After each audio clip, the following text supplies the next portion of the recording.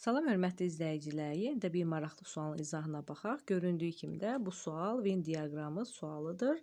Baxaq görək burada bizdən nə soruşulur. Bu da yeni topludan götürülmüşdür.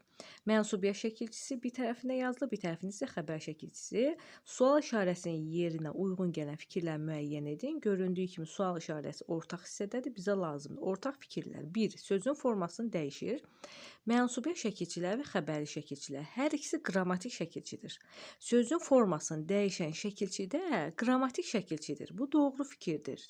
Hər ikisi qrammatikdir. Qrammatik şəkilçidə sözün formasını dəyişdirdiyi üçün bu doğrudur. 1-i götürürük. 2. Sözün həm formasını, həm də məzmunu dəyişdirir. Əgər bu məzmunu dəyişirsə, deməli leksik mənası dəyişir. Leksik mənasını da dəyişirsə, onda leksik şəkilçi olacaq. Ona görə də 2 yanlışdır. Çünki heç bir şəkilçi burada verilən leksik şəkilçi deyil. 3. İsmin bütün hallarında olan sözlərlə işlənə bilir. Məsələn, bu mənsubə şəkilçisinə aiddir. Mənsubə şəkilçisi hər bir halına işlənə bilir. Tutaq ki, dəftərim, dəftərimin, dəftərimə, dəftərim ev, dəftərimdir, dəftərimlər. Yəni hər bir halda oldu. Xəbərli şəkilçisi isə bilirik ki, təsirlik halda işlənə bilməz.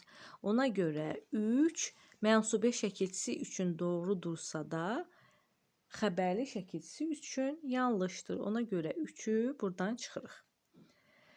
4. Əşyanın hansı şəxsə aid olduğunu bildirir. Əşyanın hansı şəxsə aid olduğunu bildirmək mənsubiyyət şəkilçisinə aiddir. Ona görə 4-ü də çıxırıq. Bu xəbərli şəkilçisi ola bilməz.